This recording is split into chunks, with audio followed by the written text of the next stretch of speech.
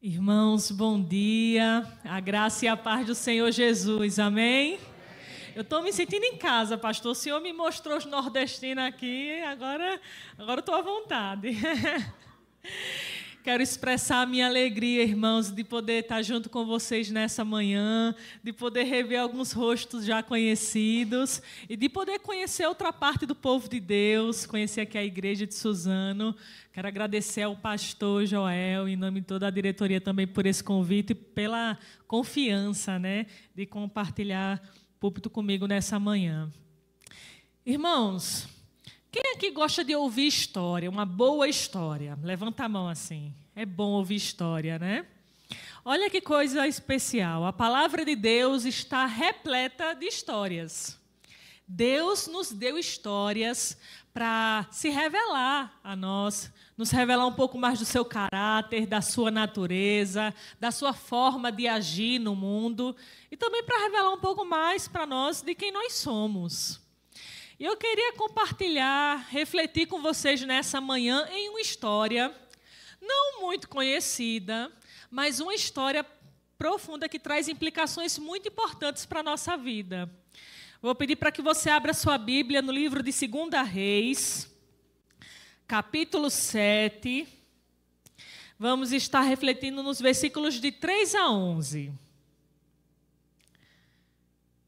2 Reis,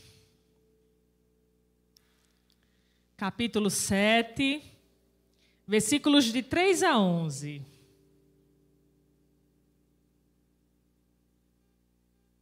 Assim diz a palavra do Senhor. Havia 4 leprosos junto à porta da cidade. Eles disseram uns aos outros: por que ficar aqui esperando a morte? Se resolvermos entrar na cidade, morreremos de fome. Mas se ficarmos aqui, também morreremos. Vamos, pois, ao acampamento dos arameus para nos render. Se eles nos pouparem, viveremos. Se nos matarem, morreremos. Ao anoitecer, eles foram ao acampamento dos arameus. Quando chegaram às imediações do acampamento, viram que não havia ninguém ali, pois o Senhor tinha feito os arameus ouvirem o ruído de um grande exército, com cavalos e carros de guerra, de modo que disseram uns aos outros: ouçam, o rei de Israel contratou os reis dos hititas e dos egípcios para nos atacarem. Então, para salvar sua vida, fugiram ao anoitecer, abandonando tendas, cavalos e jumentos, deixando o acampamento como estava. Tendo chegado às imediações do acampamento, os leprosos entraram numa das tendas, comeram e beberam, pegaram prata, ouro e roupas e saíram para esconder tudo. Depois, voltaram e entraram noutra tenda, pegaram o que quiseram e esconderam isso também. Então, disseram uns aos outros: não estamos agindo certo. Este é um dia de boas notícias e não podemos ficar calados. Se esperarmos até o amanhecer, seremos castigados. Vamos imediatamente contar tudo no palácio do rei. Então foram, chamaram as sentinelas da porta da cidade e lhes contaram: entramos no acampamento arameu e não vimos nem ouvimos ninguém. Havia apenas cavalos e jumentos amarrados e tendas abandonadas. As sentinelas da porta proclamaram a notícia e ela foi anunciada dentro do palácio. Que Deus aplique a sua palavra nessa manhã aos nossos corações. Amém? Irmãos, olha que coisa interessante. Essa história que acabamos de ler está descrita no livro de Reis, que foi um livro escrito com o propósito de mostrar ao povo de Deus a justiça do juízo divino que havia caído sobre eles.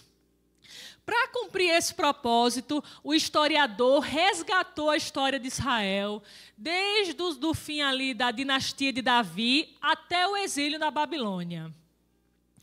De forma muito triste, o historiador foi apresentando a terrível sucessão de reis apóstatas que subiram ao trono e a imensa paciência de Deus em suportar cada um daqueles reis.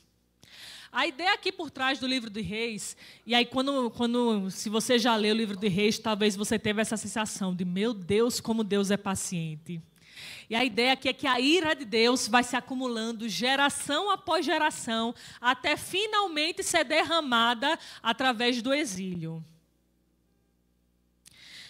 Então, a história que a gente acabou de ler está exatamente dentro desse contexto de resgate histórico, e ela se passa mais especificamente ali mais ou menos no ano de 850 a.C., quando a Síria impôs um cerco ao Reino do Norte, especificamente a capital de Samaria. Imagina aí, a gente viveu um tempo aí de quarentena, né? Imagina aí uma quarentena forçada de 3 anos. As pessoas sem poder sair de dentro da cidade, porque o inimigo estava do lado de fora. E aí o tempo passando, eles não conseguiam mais plantar, não conseguiam colher. A fome começou a aumentar. Imagina uma situação de crise, né? Aqui a gente correu atrás de papel higiênico, lá o povo queria comida, né? Então, imagina aí a situação crítica na qual eles se encontravam. Só para você ter noção, no capítulo 6, do versículo 25, olha o que o texto diz.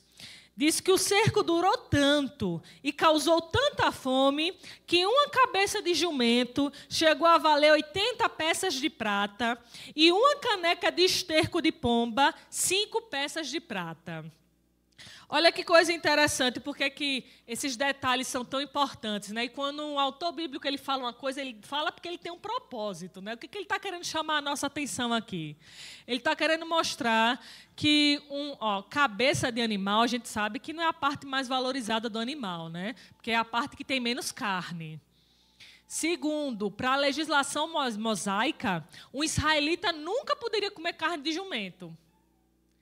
E alguns comentaristas ainda dizem assim, que carne de jumento não era gostosa. Então, você pensa nisso e considera, olha que preço exorbitante chegou uma cabeça de jumento, irmãos. Convertendo para o real, seria mais ou menos R$512 você pagar para comer uma cabeça de jumento, imagina. O esterco de pomba não era comida de gente, era comida de animal. Mas eles chegaram a considerar como comida, talvez por causa das sementes que estavam lá nas fezes, né, que fica. Eles pensavam, talvez isso possa matar a minha fome de alguma forma. Olha que contexto de crise Samaria está agora. O versículo de 26 a 31 conta uma história terrível. Olha o que acontece em Samaria aqui. Um dia, versículo 26, ainda do capítulo 6, quando o rei de Israel estava inspecionando os muros da cidade, uma mulher gritou para ele, dizendo, socorro, majestade. E o rei respondeu, a fala do rei já estava desenganado, né? Não sabia que não tinha mais o que fazer. Olha o que ele disse, se o Senhor não a socorrer, como poderei ajudá-la? Acaso há trigo na eira ou vinho no tanque de prensar uvas? Contudo, ele perguntou, qual é o problema? Ela respondeu, esta mulher me disse, vamos comer o seu filho hoje e amanhã comeremos o meu. Então, cozinhamos o meu filho e o comemos. E no dia seguinte eu disse a ela que era a vez de comermos o seu filho, mas ela o havia escondido. Irmãos, que terrível, que situação de miséria terrível. Eu fico pensando assim, eu tenho um filho, eu tenho um bebê de 7 meses. Irmãos, eu não consigo imaginar eu fazendo um negócio desse com meu filho. Eu imagino eu dando a vida por ele, mas comendo ele, isso é uma atrocidade. Mas o nível de desespero que eles chegaram foi tão grande, irmãos, que eles começaram a cometer um tipo de canibalismo tão hediondo como esse. E olha que coisa interessante.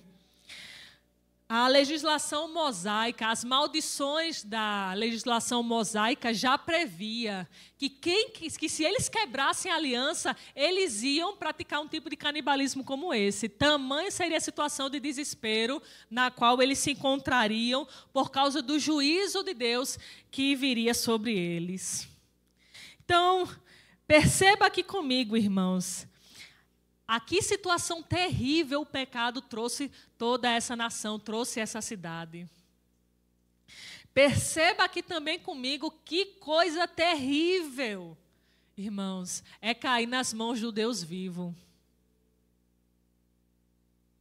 E eu quero já começar a aplicar essa realidade para as nossas vidas. O juízo que Deus exerceu, irmãos, aqui sobre Samaria, nos lembra que ainda há um terrível juízo vindouro e definitivo a ser derramado sobre todos os homens.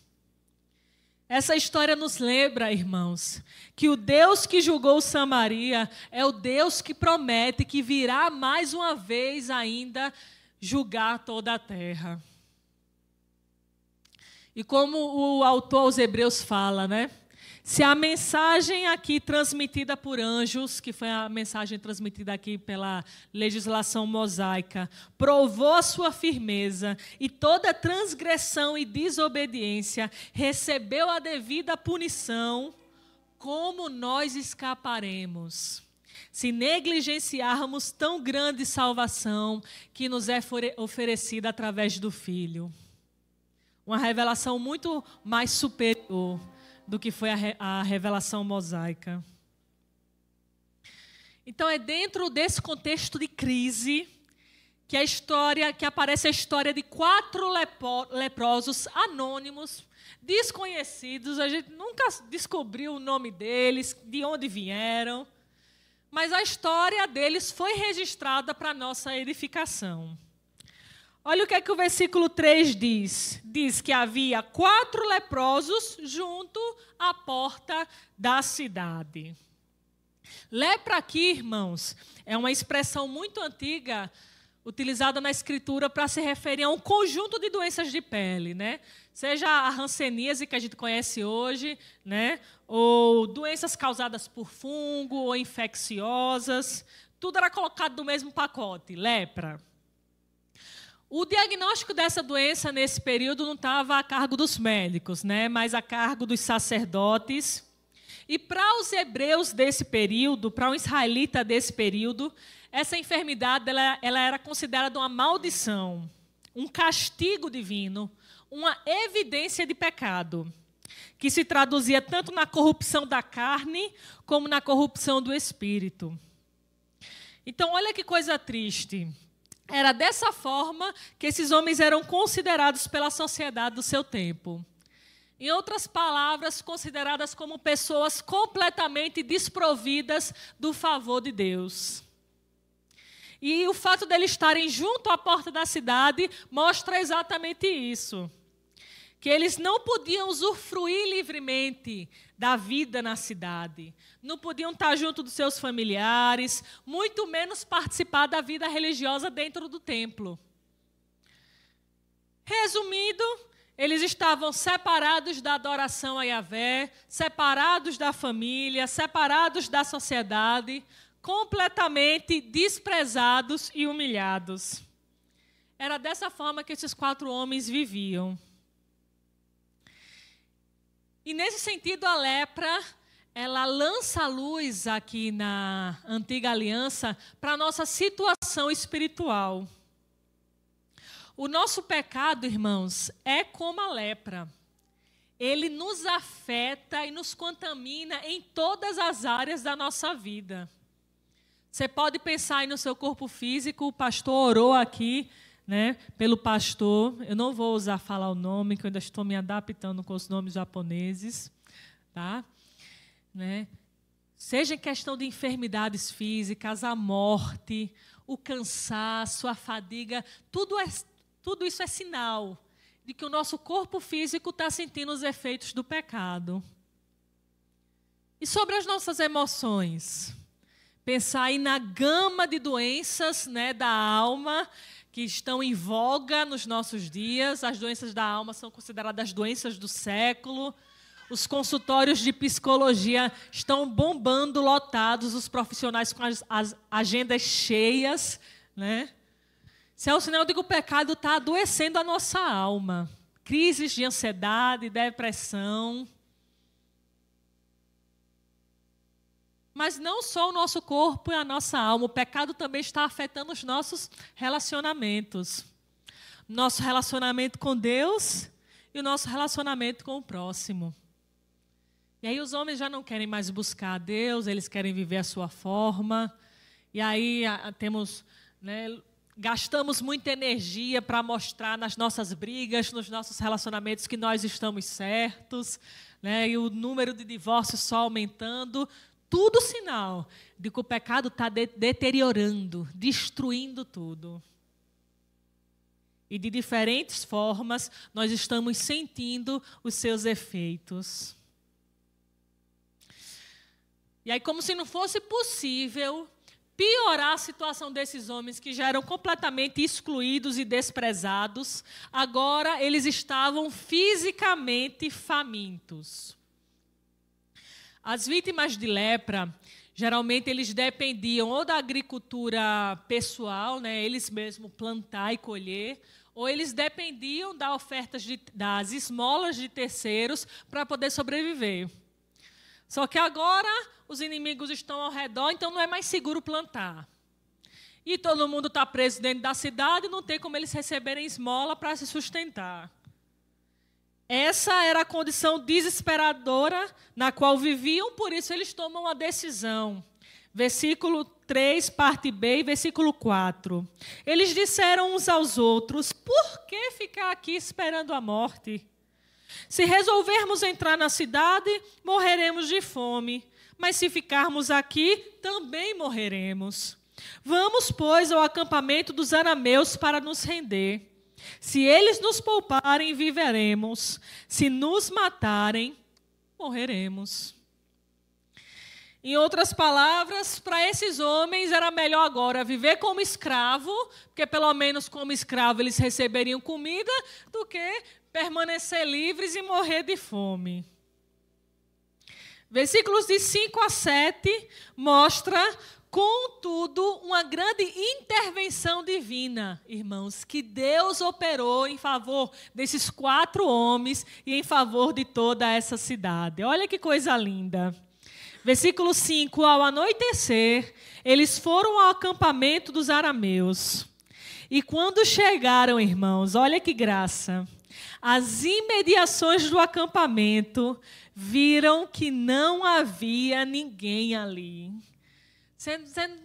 A gente nunca, eu acho que você, a gente nunca viveu em contexto de guerra, né? A gente não tem noção do que é isso, né? Mas quem vive em contexto de guerra vê que simplesmente o inimigo foi embora sem você precisar levantar um braço para fazer nada. Irmãos, o nome disso é graça.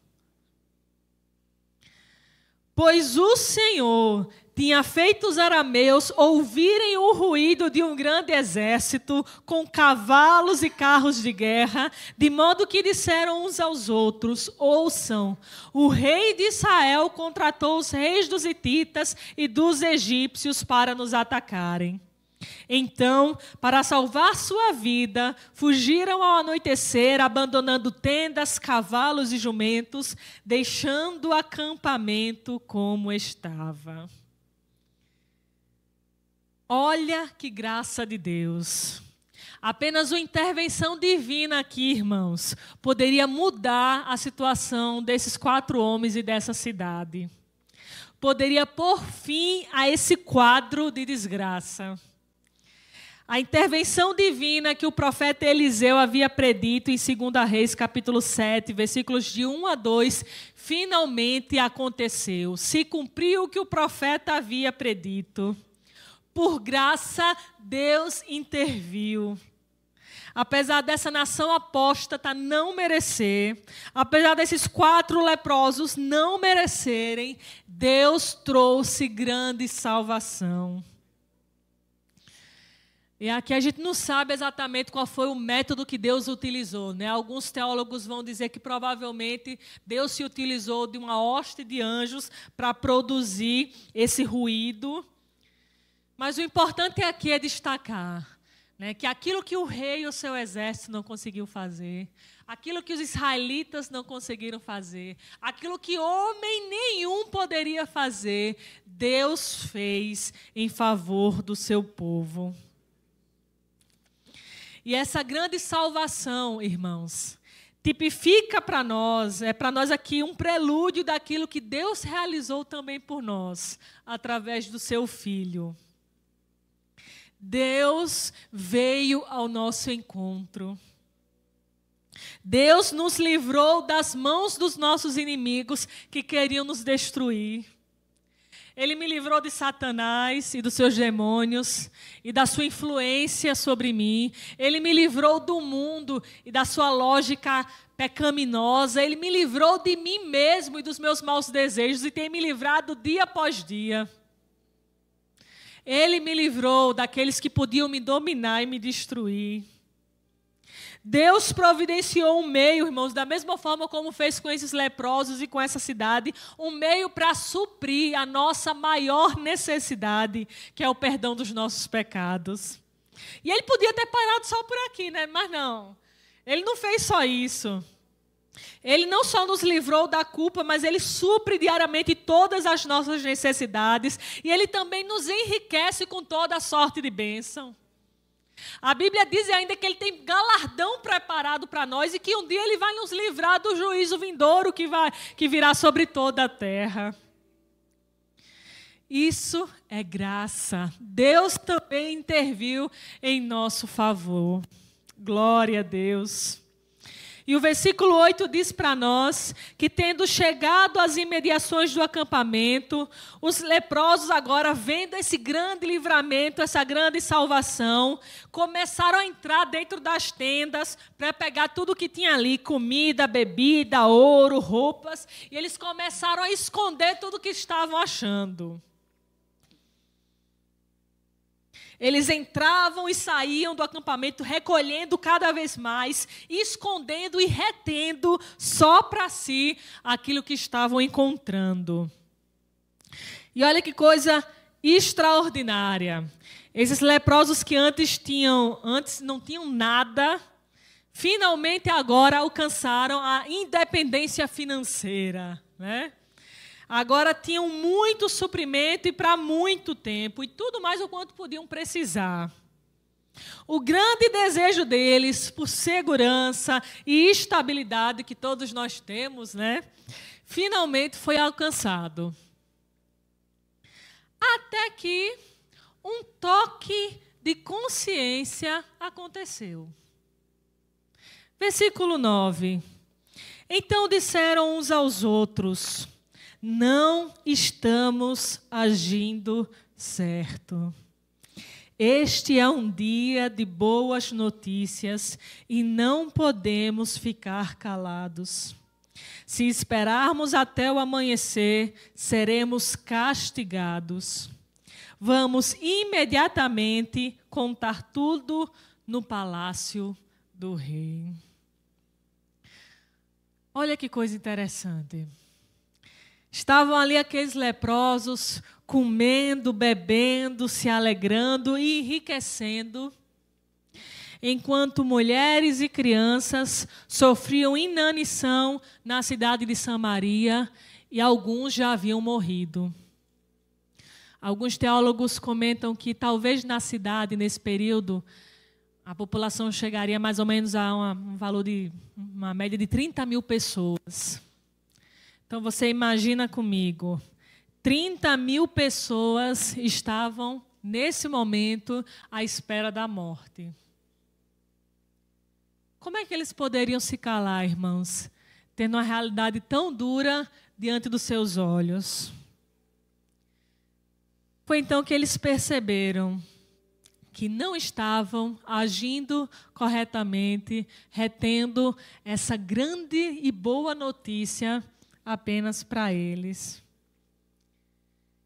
Se continuassem agindo como estavam fazendo, não compartilhando do que haviam encontrado, eles perceberam que certamente algum castigo poderia alcançá-los por causa do seu egoísmo.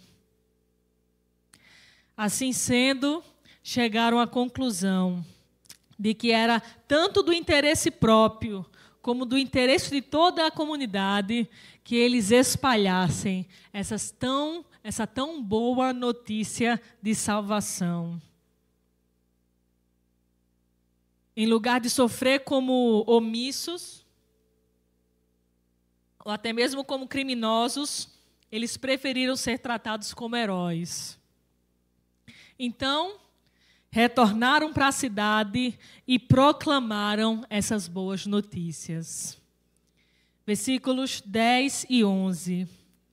Então foram, chamaram as sentinelas da porta da cidade e lhes contaram: entramos no acampamento arameu e não vimos nem ouvimos ninguém.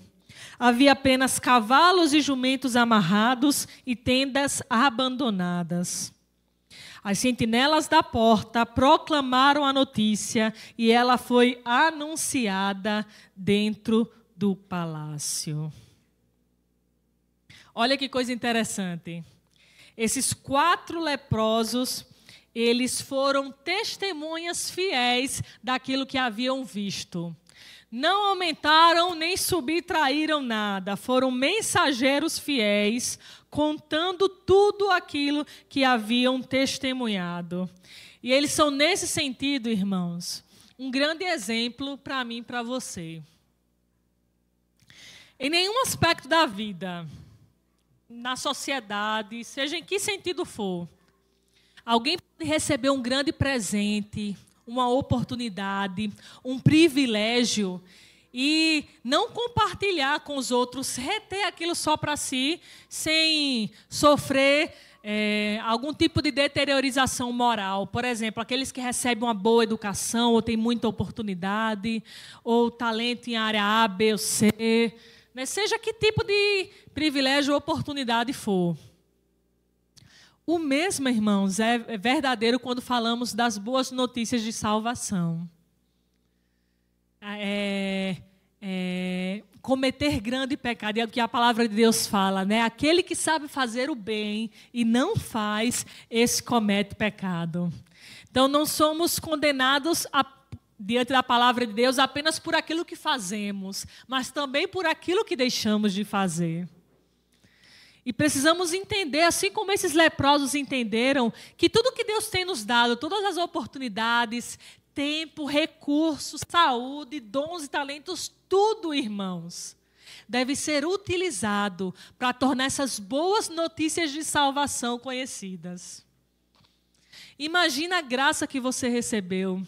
Sei que você não vive num contexto de guerra, fisicamente, politicamente falando, mas no contexto espiritual, irmãos, nós estamos em um contexto de guerra, nós estamos dentro de um contexto de batalha espiritual. Existe no mundo espiritual uma batalha sendo travada pela alma dos homens, pelo corpo, por tudo que nós temos e somos. O nosso inimigo, muito mais dedicado do que eu e você, continua trabalhando incansavelmente para destruir o maior número de pessoas possíveis. E nós temos a grande notícia de que Deus interviu mais uma vez em nosso favor. Ele veio ao nosso encontro. E como podemos, irmãos, nos calar depois de termos recebido tão grande presente sem cometer pecado? Não deveríamos nós, assim como esses leprosos, de forma diligente e sacrificial, dedicar tudo o que temos e que somos em prol da propagação dessa mensagem? Será que existiria outra bandeira que valeria mais a pena ser levantada do que essa? Será que existe outra coisa que mereceria mais o seu tempo do que isso? Às vezes, como igreja, nós temos feito muitas coisas, menos aquilo que o nosso mestre nos ordenou a fazer. Gastado o nosso tempo, os nossos recursos, os nossos dons e talentos com coisas que são boas, mas que não são a prioridade do reino. E como consequência, irmãos, muitos permanecem mortos, com inanição, espiritualmente falando, famintos, desesperados, porque ainda não receberam essas boas notícias de salvação.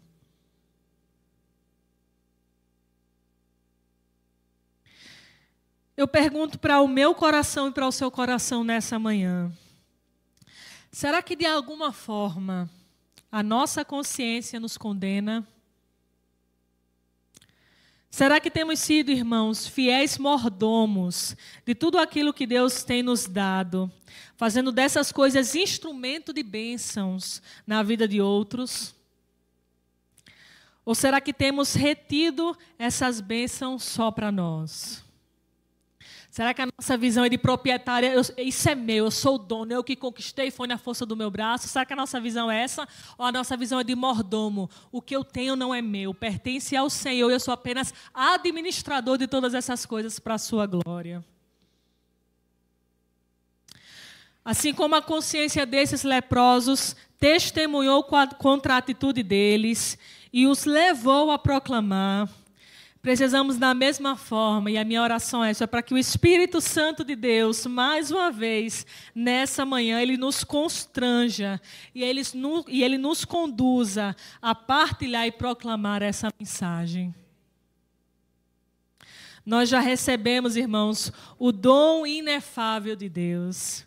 Por causa da pobreza dele, nós fomos enriquecidos. Por causa das suas feridas, nós fomos sarados. Como podemos não compartilhar de graça aquilo que de graça um dia nós recebemos e nos abençoou para sempre? Que grande pecado seria reter aquilo que de graça um dia nós recebemos e nos transformou para sempre. Por isso, o meu desejo e a minha oração nessa manhã é que nós possamos ser primeiramente motivados a abrir a nossa boca por amor a Deus e por sua glória. Não como esses leprosos, eles agiram por medo de juízo, né? Por culpa. Não, a quem ama, fala porque ama. Fala porque quer ver o seu amado conhecido e mais desejado. Então, a minha oração e a minha expectativa é que a gente possa exercer o ministério, a gente possa testemunhar, primeiramente porque nós amamos o Senhor, porque isso é o fundamento saudável de qualquer missão, né? Como Jesus chegou para Pedro e perguntou: Pedro, tu me amas? Pedro, tu me amas? Pedro, tu me amas? E aí ele pode dar o desafio, ele pode dar a vocação, porque a base já estava bem solidificada. Pedro ama, e por isso ele estava agora disposto a entregar a vida dele. Esse precisa ser o fundamento da missão, irmãos, porque nós amamos o Senhor e, consequentemente, amamos o nosso próximo. Nós desejamos fazer o nosso amado conhecido. Para aqueles que talvez duvidem ainda em seu coração da possibilidade de que Deus venha ainda intervir na história com juízo. Eu cito as palavras do apóstolo Pedro.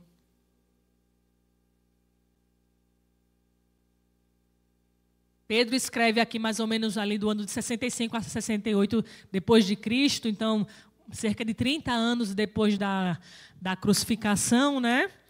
E mesmo fazendo pouco tempo que Jesus havia subido aos céus, alguns já estavam questionando: que história é essa? Vai ter juízo? Jesus vai voltar? Já faz tanto tempo que eu estou ouvindo essa história e nada aconteceu. Aí olha o que é que Pedro diz para esses incrédulos.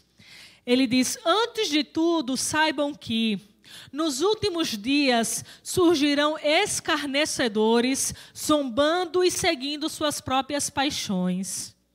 Eles dirão: o que houve com a promessa da sua vinda? Desde que os antepassados morreram, tudo continua como desde o princípio da criação. Mas eles, irmãos, deliberadamente se esquecem de que há muito tempo, pela palavra de Deus, existem céus e terra, esta formada da água e pela água, E pela água, o mundo daquele tempo foi submerso e destruído. Pela mesma palavra, os céus e a terra que agora existem estão reservados para o fogo, guardados para o dia do juízo e para a destruição dos ímpios. Olha que coisa interessante Pedro está dizendo aqui. E essa é uma palavra que fortalece muito o meu coração em fé. Ele diz, olha, tem muitos escarnecedores que duvidam sobre o retorno de Cristo e sobre a sua vinda em juízo. Mas não se esqueçam que a mesma palavra que foi poderosa para fazer criar céus e terra e tudo que hoje os nossos olhos podem ver, é a mesma palavra poderosa que prometeu, que vai retornar. E se ele prometeu, irmãos, ele vai cumprir. Então não deixemos, irmãos, que o nosso coração seja enredado com a incredulidade dos nossos dias, do nosso tempo. Mas que possamos alimentar o nosso coração com essa verdade, para que possamos ser achados como aquelas virgens prudentes que estavam preparadas aguardando o retorno do seu Senhor. Amém? Vamos colocar nesse momento o nosso coração diante do Senhor, a nossa vida diante do Senhor, para que o Espírito Santo de Deus traga luz à nossa mente, ao nosso coração, se existe algo que precisa ser mudado, se existe algum novo posicionamento que precisa ser dado, um novo estilo de vida a ser desenvolvido, para que essa mensagem possa ser mais propagada e mais conhecida. Pai, nós te agradecemos nessa manhã pela oportunidade que o Senhor nos concede de podermos nos alimentarmos, Senhor, com a Tua palavra que é poderosa, essa palavra que sacia a nossa alma, Senhor, que é mais doce do que o mel. Nós te agradecemos pela oportunidade que o Senhor nos concede de livremente podermos ouvir a Tua palavra e sermos alimentados por ela. Pedimos que nessa manhã o Teu Espírito Santo faça aquilo que só o Senhor pode fazer, que é esquadrinhar o nosso coração. Que o Senhor sonde o nosso coração, veja se há em nós algum caminho mau, Senhor, e nos guie no caminho da justiça. Que o Senhor endireite as nossas veredas, que o Senhor mude as prioridades, se necessário, do nosso coração, e o Senhor nos traga a rendição, Senhor. Que o Senhor alinhe os nossos valores com os valores do Teu reino, para a glória do Teu nome, pois digno é o Cordeiro de Deus, pelo Seu sacrifício, de receber tudo que temos, tudo que somos como sacrifício diante do Teu altar, para a Tua glória, Senhor. Então nós te pedimos, age em nós, age através de nós. Nós existimos para a Tua glória, nós te pertencemos, nós somos Teus escravos, Senhor. Por isso nós te pedimos, age em nós e nos transforma.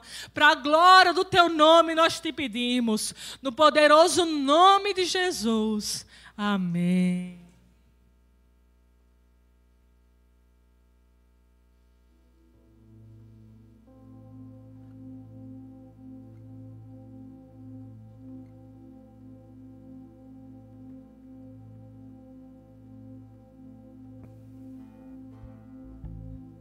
Vamos nos colocar de pé, igreja.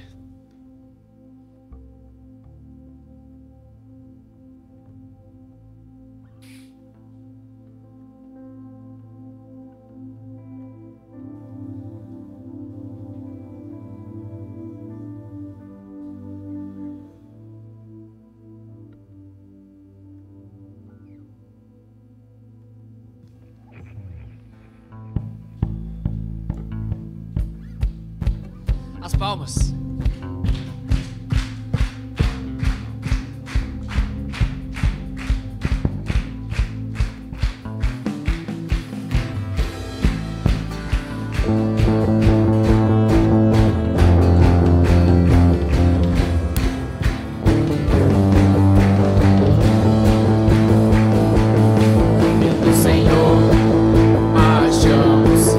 Seu exército poderoso.